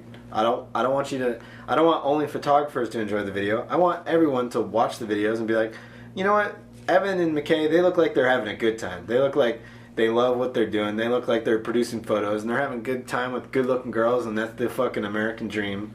And that's the kind of videos that I want to show people, rather than, all the bullshit that I think most photography videos are about, like aperture and f-stop and what they're thought. It's just like, shut the fuck up. Let's. Well, I think also on the other end of the spectrum, there's the people that take themselves way too fucking seriously, and they shoot a behind-the-scenes video where it's supposed to be sentimental and mean something, but it's just basically just someone hit the record button while the model is posing, and they call that a behind-the-scenes video or a fashion video. Where I think you get both of that. You get the personality of the model. You see that they're actually posing. You see that they're actually working hard. You see that they're, beautiful people as well as, beautiful bodies or whatever. But it's one of those things where it's got a good quote. Beautiful people as well as beautiful bodies. The Olympics should fucking steal that quote from you. They should, man. They're going to Rio de Janeiro next year. I think they have to next year. You mean 4 years for the or summer is the Olympics. Winter one in Rio de Janeiro? No, I don't think the winter one would snow. be there. I don't know where the winter one is because I really don't care about winter sports. What? Fucking curling is bad. Dude, curling, okay, I'll give you curling because curling's fucking bomb. Curling is one of those things that nobody expected it to be any kind of good at all. I will not stop watching that shit. The way they sweep the brushes. It's badass. Do you know it costs like $300 to join a curling league in Phoenix? What? Yeah, it's a big deal. It costs a lot of money. I was upset because I was nerdy enough to watch curling on the Olympics and then go and look up how to join a curling league, and then I was disappointed. Wow, was that like the low point in your life? No, the low point in my life was, when I met you, but... Here's a question. Okay, what is the curling of the Summer Olympics? I would say it's probably ping pong. Where it's not typically... You fucking nailed it, bro. Right? You fucking nailed it. Because, I mean, if you see ping pong on... I was at the gym today, and they have like little TV screens in front of the monitor, because I'm in Scottsdale. And they had ping pong on, and it was the doubles ping pong. So there was two people on this little ping pong board, and it was... Dude, it was... It's a regulation-sized ping pong board, not a... Right, but let me tell you how epic this was. This was China versus Japan. Oh, that's big. Because Chinese and Japanese people are pretty much renowned for their ping pong skills. Insane. So I'd say that was like Clash of the fucking Titans I saw. And these people were like hardcore. Do you know they have specialized like suits of like the uniforms they wear are like specifically made for like them to like have the range of like... So their arm has a lot of range and shit like that? Like, yeah, I'm doing my best ping pong. I'm doing my best. This is the motion of the podcast moment, which is last time it was you were doing the gun things or something like last time it was you jerking off like you were cleaning off a chalkboard. Okay, this time it's the ping pong thing, which is oddly close to fucking jacking off somebody, right? Like this? I'd say it's more like... If you do this... Look, would you say it's more like the tomahawk? Let's pretend we're playing a ping pong game. Go, do your move. I'm doing my move. Okay. I'd say it's more like we're fly swatting, like a fly swatter. Like you're holding up a fly swatter. I know, but it's close to jacking someone off. A really big one. Like if you're sitting underneath a horse and you were like... jacking off a horse. That would be ping pong. Horse masturbation. Anyhow, ping pong is the Summer Olympics version of curling. And both are badass, and both are not presented in a big light, but they should. They're on at like 4 in the morning. You know what I mean? Yeah, but like, how did we get to the Olympics again? I don't know. What was the bullet point that got us to the Olympics? No idea. We just somehow ended up back there. I wish I had. We're way over time, so how do we end this? I'd say we ended by maybe giving a little bit of a teaser next time. You know what we were talking about? We were talking about our videos and why we do them, and then we got into the Olympics. I don't even know how that happened.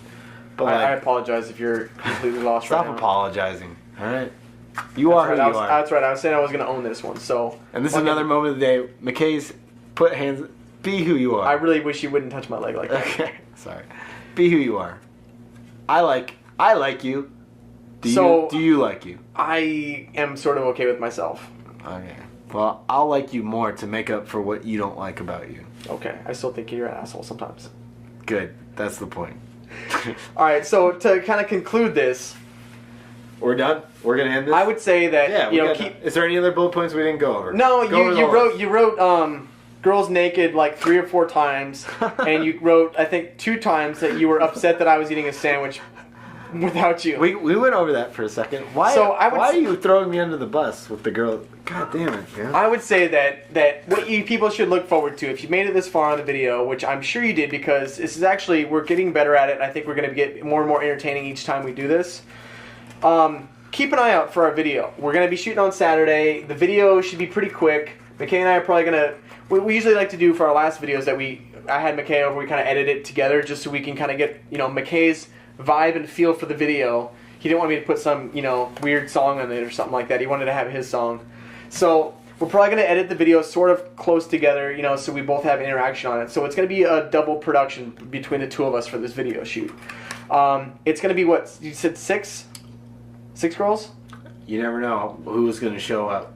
Like 6 girls, probably in underwear, dancing around, pillow fights, in the shower, all over the place in this bomb hotel room. It's going to be a good time, and we're going to get some good video and still photos for it. So keep an eye out for that. Next podcast we do, we're going to try to get a guest. We want to have like someone maybe like in the industry, like a model or a photographer, or a makeup artist or hairstylist or something like that. Just to have someone else in here to kind of spice it up a little bit. We're still trying to figure out what our format is and how we're going to do these things. As you can see, I'm sure, we really don't follow our time limit at all. I think our last one was like 90 minutes, like an hour and a half, and this one's probably right up there. An hour and a half, yeah. Remember the Gas Mask series? Donate to the fucking Gas Mask series. $1. Seriously, if you donate $1, it helps in getting me towards the top list with the most donators. So if you're poor, I don't give a shit. Well, check out the prizes too, because if you donate a certain amount, sometimes you get pretty cool things. Like I think you're even auctioning off like a photo shoot. So if you're an aspiring model and you're uncomfortable and you say, I don't think I could ask for a photo shoot with him, if you donate a certain amount of money, you're going to get a photo shoot, if you don't feel comfortable. So look at the prizes, think of that kind of stuff, donate some money. It's going to be awesome. Anything else you want to say? Let's close this bitch out. I would just say keep watching the Olympics. How many people are... What's your estimate of how many of those 150,000 Durex condoms are actually getting used? What's the ratio? I hope that they don't get used because I want to have a bunch of like... You want a super... I want to have a super race of Olympians. Hitler Romine over here wants a fucking super race of Olympians. I don't want to kill anyone. I just want to introduce more...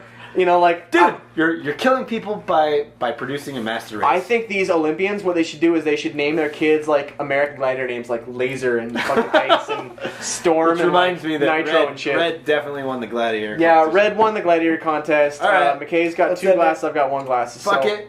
Let's end it because we're really bad at ending and starting. Right. So tune in next week. We're gonna have more stuff. We're gonna have more stuff for you, more guests. We're going to learn how to do this better each time, so it's going to be better quality, whatever. So, right. Peace out. I love you guys. I love you all, too. We'll talk to y'all later. Bye. Bye.